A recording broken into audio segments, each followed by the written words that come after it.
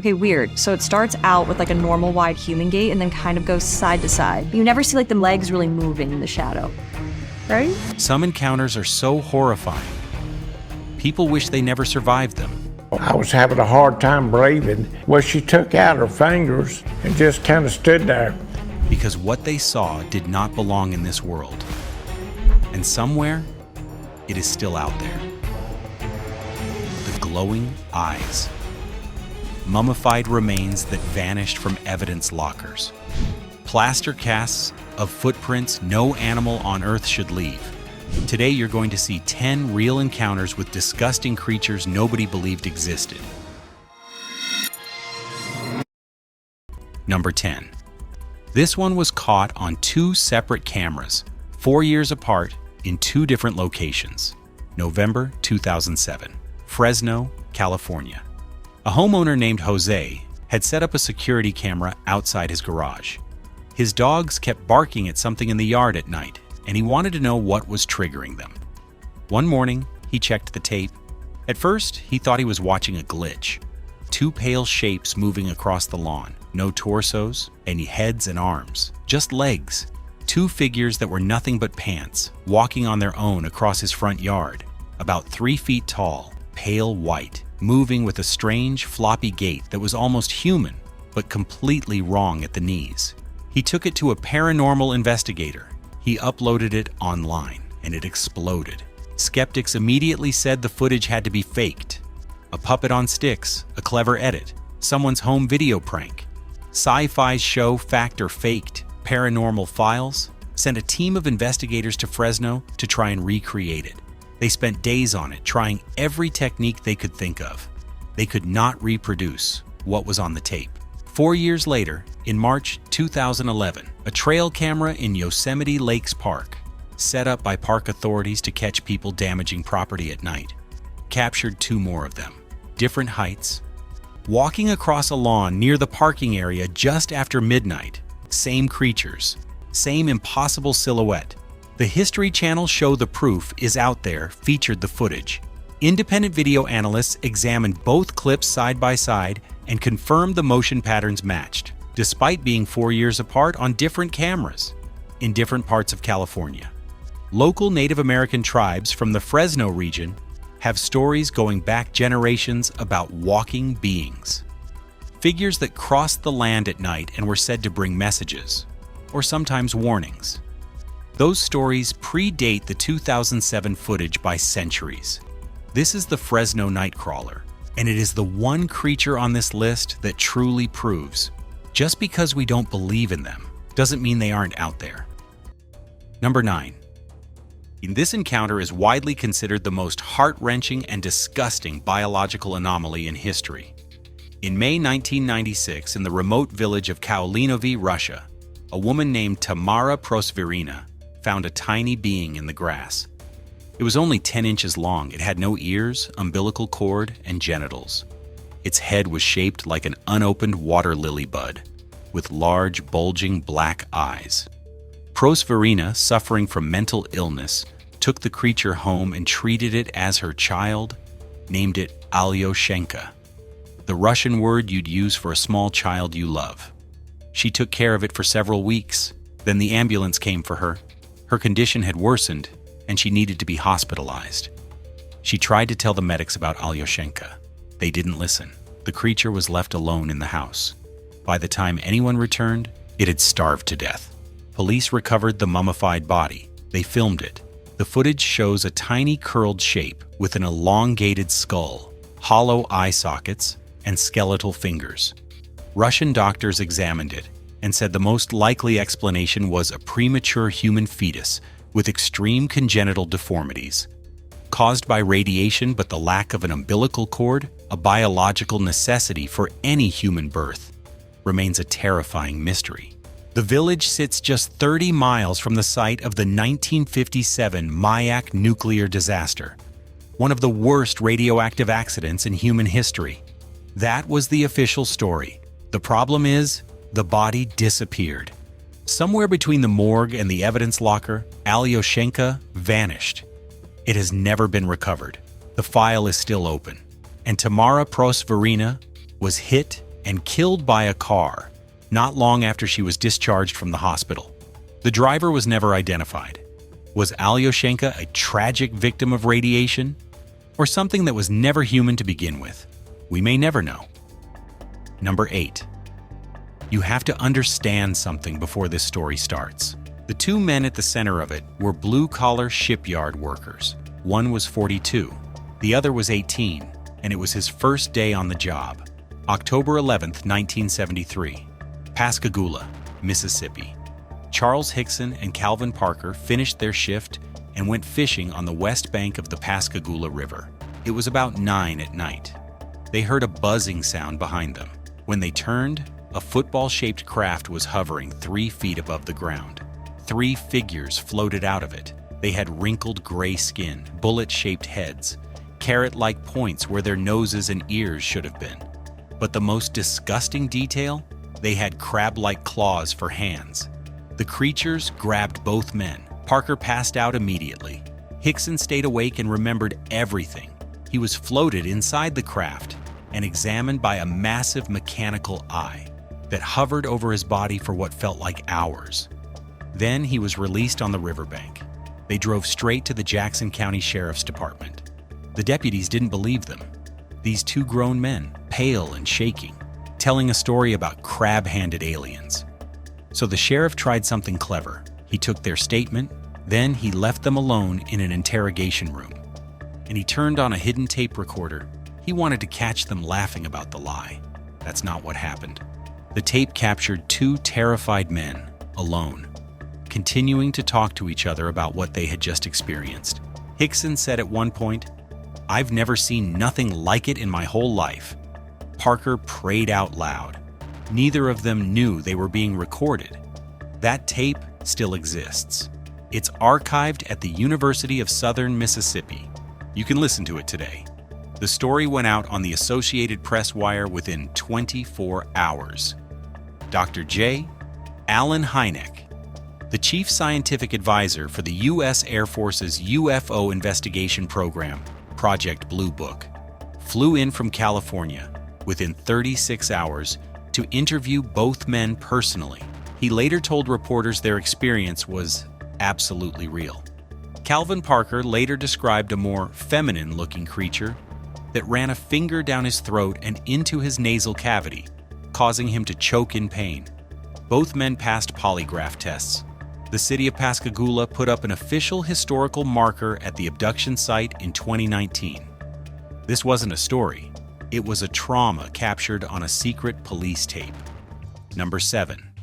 The legend of the Chupacabra was born in Puerto Rico in 1995, following reports of livestock found completely drained of blood through precise puncture wounds.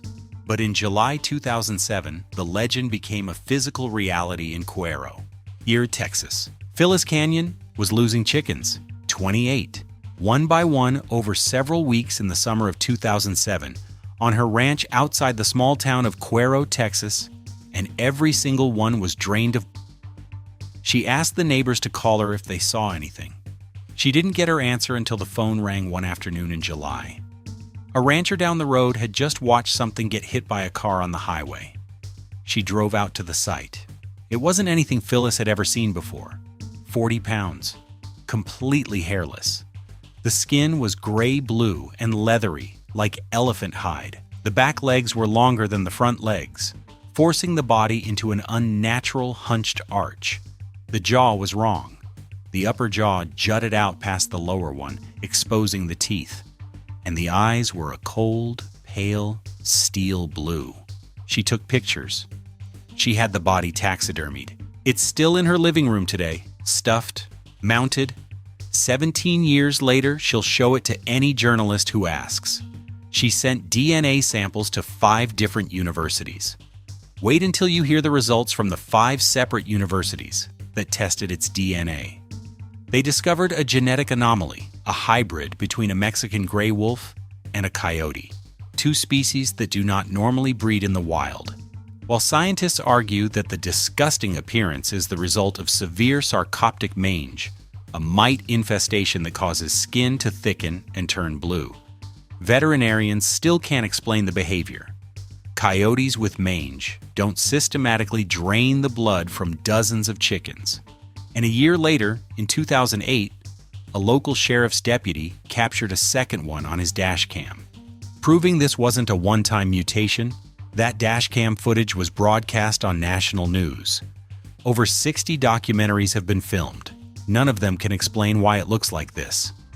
Number 6. December 29, 2000. The Sarasota County Sheriff's Department in Florida received an envelope in the mail. There was no return address. Inside was a handwritten letter from an elderly woman who wrote that for 3 nights in a row, something had been coming onto her back porch in the middle of the night.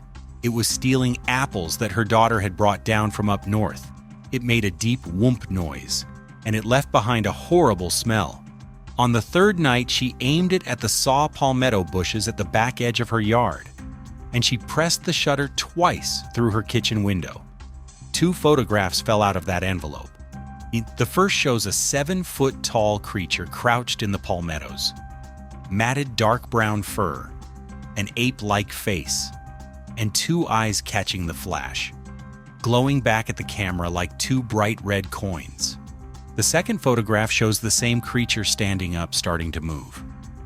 What makes this encounter truly chilling is the woman's refusal to come forward. She could have claimed millions in media deals, but she never did. She only wrote that she was concerned. Because my grandchildren like to explore in my backyard, cryptozoologist Lauren Coleman took the case seriously. He traced the film to an Eckerd photo lab at the intersection of Fruitville and Tuttle Roads in Sarasota. He could not find the woman.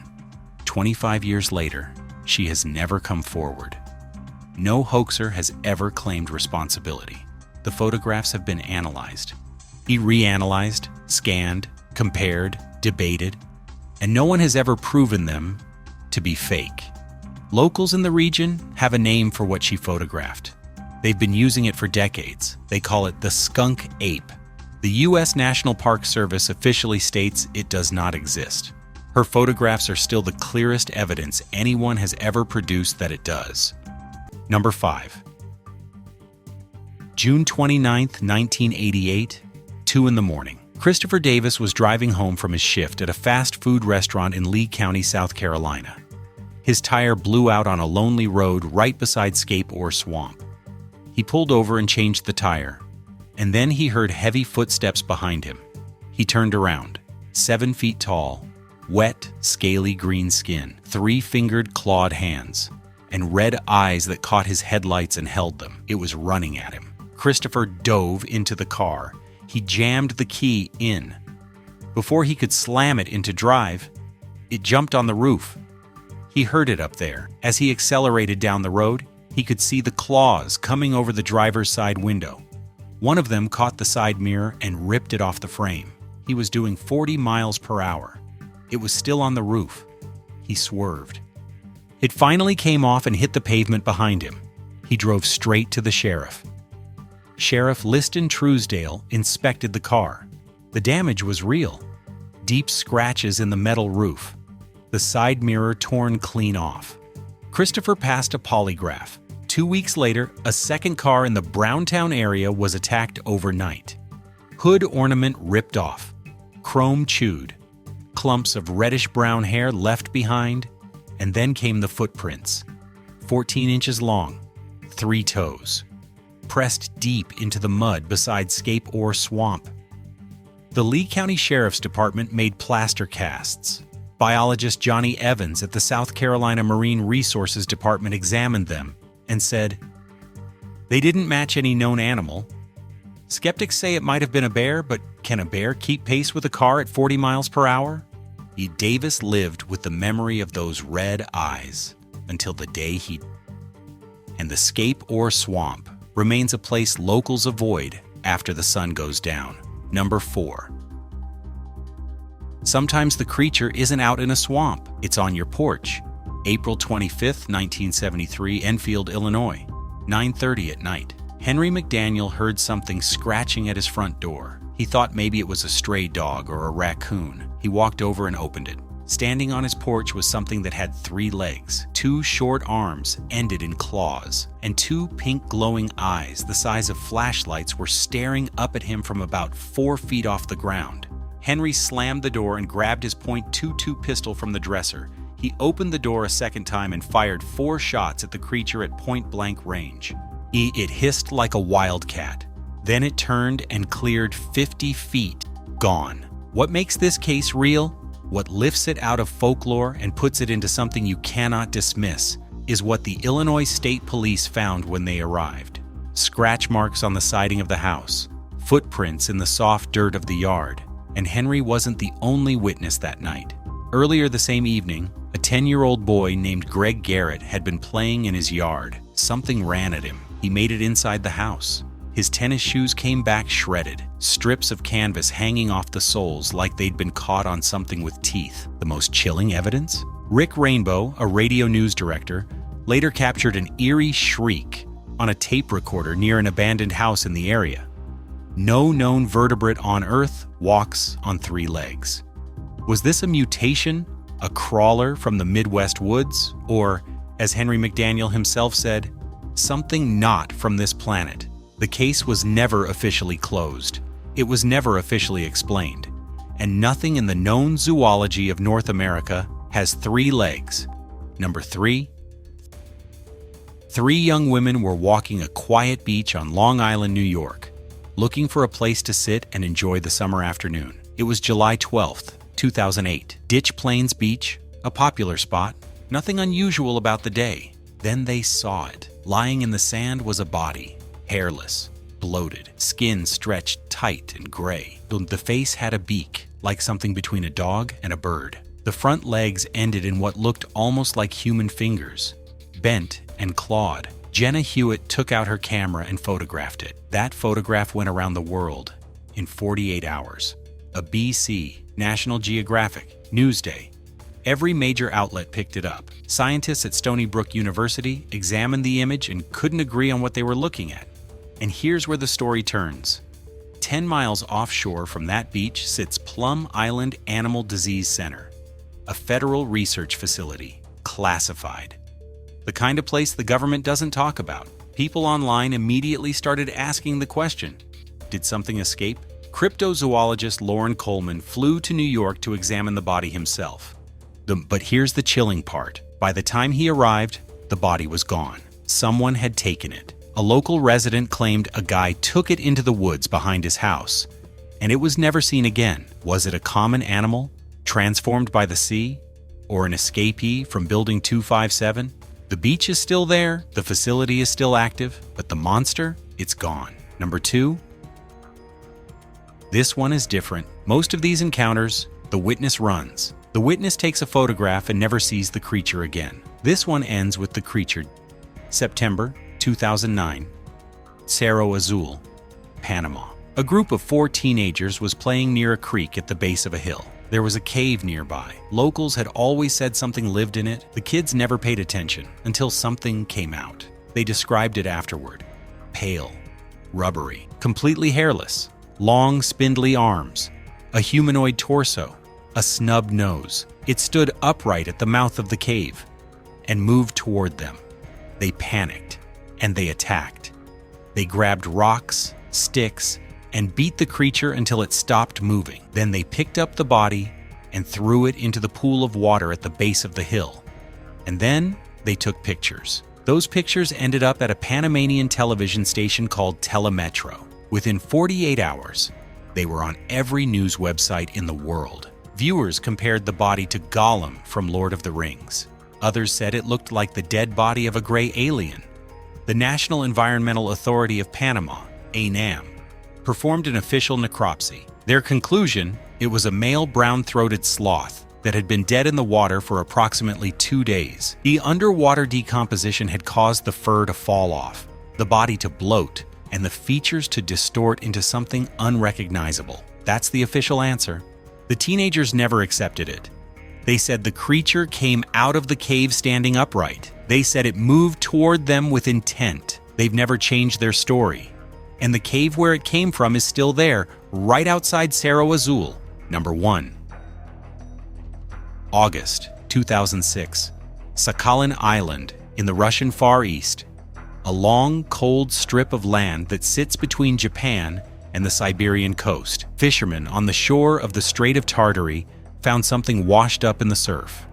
It was 7 meters long, 23 feet, and it was covered in fur. Thick, shaggy, gray-brown fur about 5 centimeters long running down its body. The head was long and tapered into a beak. The skeleton was partially exposed. The tail was shredded and matted. Local fishermen couldn't identify it. The director of Sakhalin's Department of Culture, Vladimir Bejishov, came out personally to examine it. He couldn't identify it either. Photographs started circulating. Russian newspapers ran them. International outlets picked them up. Viewers online compared the carcass to a plesiosaur, a marine reptile with a long neck and a pointed beak that went extinct 66 million years ago. There was just one problem. Marine mammals don't have fur. Every whale, dolphin, porpoise, and every ocean-dwelling mammal known to science has skin, not hair. Fur on a body that size, pulled from cold northern waters, should not be biologically possible. The Sakhalin Research Institute of Fisheries and Oceanography eventually weighed in. Scientist Nikolai Kim explained that what looked like fur was actually decomposed blubber. When a large cetacean rots in cold water, the collagen fibers inside its skin and fat can fray apart into thin, hair-like strands. He identified the body, based on the beak, as most likely Baird's beaked whale, a rare species that lives in the deep North Pacific and almost never comes to the surface. That was the official explanation, but the image stayed in people's minds. Similar carcasses keep washing up on Russian shores every few years. 2015, 2018, 2022. Always with the same fur. Always going viral before anyone can stop it. The ocean returns them like clockwork. And now, the last encounter. And it's for you to decide what this witness saw. Michael Dumas Demel has spent his entire life in the woods. Wes, he runs 3 motion-activated game cameras on his family's property near the small town of Dubina. Every day, those cameras take about 100 pictures. In 10 years of reviewing them, he has seen every animal that lives in southeast Texas: coyotes, bobcats, foxes, deer, raccoons, rabbits. Then came August 2024. One photograph, one single image out of the hundreds he reviewed that week. The thing in the frame is small, hunched, 4-legged, but the legs are different sizes. The back is lumpy, almost ridged. The head doesn't look like any canine or rodent native to Texas. It's walking past the camera at night, and the flash caught it mid-step. He showed it to everyone. He heard every answer. A chupacabra, a skinwalker, a monkey, an alien. He'd never even heard the word skinwalker before. He had to look it up. Finally, he sent the photograph to the Texas Parks and Wildlife Department. Their official response, on the record: "We have been in contact with our mammalogist, and due to the quality of the image, a positive identification of the animal is not possible. The state of Texas could not identify what walked past his camera." The story was picked up by the Fayette County Record, the Daily Star in the UK, and eventually, in September 2025, by Discovery Channel's Expedition X. The photograph is still online. You can look at it right now. So the question isn't whether the photo is real. It is. The question is, what did he photograph? That part is up to you. Let me know in the comments below. Which one of these encounters made you double-check your locks tonight? Drop the number below. And if you've ever seen something you can't explain, tell us your story. Don't forget to like and subscribe for more deep dives into the unknown.